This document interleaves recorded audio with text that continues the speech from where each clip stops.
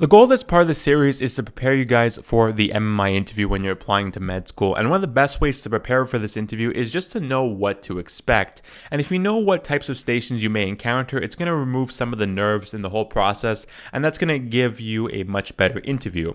So one of the stations that make people really nervous, or at least the idea of the station, is the teamwork station. Now this is going to involve you interacting with someone. That could be another applicant, or it may be the interviewer. So when you go into one of these teamwork stations, what can you expect? Let's just go ahead and look at the expectations and what exactly a teamwork station is. And then in the following videos, we'll look at some specific examples on how to actually go about solving these teamworking stations. So let's assume we enter the room. We might have three people. So in this case, if you have three people, you're going to have, right here, let's go ahead and draw everybody. Who are these people going to be? Well, you're going to have yourself. You can have another applicant. This is going to be someone you're actually competing with. And then you'll have the interviewer. Now, in most circumstances, the interviewer is not actually going to be assessing your performance, right? We know that most universities are going to have a two-way mirror in each room, and you're going to have a bunch of people behind the mirror who are going to be watching you, right? You'll probably have a doctor, a professor, and an alumni, and they'll all be assessing your performance while on the station. Don't worry about that, right? I'm not telling you that to make you seem nervous or make you more nervous. You're going to forget that these people actually are watching you by the time you go through your first station. You're going to trick yourself into thinking that it's actually the person you're interacting with inside the station who is assessing you. It's really not, but you'll forget about them. So you might have an applicant and an interviewer. The interviewer is not going to be assessing you. They're just going to make sure you're not cheating, because you'll have to interact with the applicant to perform a task. So you guys are going to have to work together to do something. In some cases, they may not have you actually interacting with someone you're competing with. You might actually be interacting with the interviewer. And once again, the interviewer is not really going to be the interviewer. It's just going to be somebody who was appointed by the university to, normally take your instructions, right? Because you'll be giving instructions to help this other person perform a task or vice versa. So you're going to have to be interacting with them, and they're just going to do whatever you say. So it might be that case. And once again, you still have the two-way mirror in this case as well. They're probably not going to be assessing you, but it may be different. So we'll keep our options open. So what are some of the things we can encounter during these team working exercises, right? What are some of the activities we may be asked to do, or the tasks we may be asked to complete? Well, there's really going to be three main ones. We'll go take a look at these right now, and we'll look at a specific example of how we would go about solving this in the next video.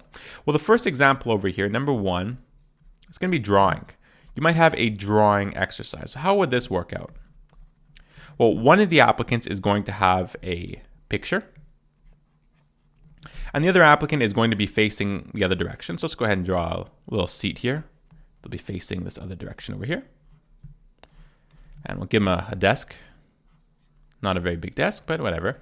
And this person over here, whoever is the person in charge of giving the instructions, is going to have to describe to the other person who cannot see the picture how they can replicate this picture. So there'll be some design on this picture over here. We'll look at an example next video. And you're going to have to give descriptive instructions to the person who cannot see it to actually draw it and complete the task. Well, that's drawing. That's one of the most popular ones you'll encounter, but it's not the only ones. We'll go ahead and look at number two. The other one, the most common one, is going to be a puzzle. And the same circumstance will arise, right? You're going to have one person over here who is going to have a completed version of the puzzle. And this could only just be a bunch of different little tiles. And you'll have the other person who's going to be facing in the other direction. Once again, not very nicely drawn furniture over here. He's not even sitting on the chair. What a mess. So the other person will have, a desk, and they'll have a bunch of different puzzle pieces, and they'll have to try to find a way to replicate them. It'll normally be something abstract, right? You're going to have a bunch of different, like say lines, different color lines all over the place, and you're going to have to go ahead and try to connect them, right? So it's not going to be obvious for the person who is just sitting there, right? It's not going to be just a puzzle they can go ahead and solve. It's going to be something really abstract, and they're actually going to need the help of the person who has the completed drawing in order to solve it, right? Normally a bunch of colored pipes or colored ropes all over the place. And once again, you have to go ahead and give instructions to that person in order to replicate it in the time you have allotted in that station. Well, the third most common one is a little bit different, I guess we can say. We'll go ahead down here. And this is going to be something with a knot, right? A string, and you're going to have to tie a knot. We'll go ahead and write knotting. I don't even know if that's a word, but for this video over here, it's going to be a word. So this is going to be a little bit different, right? Because in this case, these ones over here, I should say, you're the one who has to give the instructions, right? You're the one making these steps. You are in charge of the steps. So you make up the steps. And that's something they're going to be assessing, right? How do you go about, solving this? You have a really complicated task to complete. You have to replicate this complicated picture either in drawing form or puzzle form. How do you go about making the steps? Would you assess it, simple to complicated or complicated to simple? How exactly do you go about doing that? Well, in the not stage, it's going to be something a little bit different. The person who's going to be giving the instructions is actually going to have the instructions. They'll have an instruction on how to tie this knot. You'll have, step 1, step 2, step 3. And that might seem a little bit weird, but when it comes to tying a knot, we might not know how to tie certain knots, right, by default. So this person over here is going to have all the steps. You might have step number 1 over here.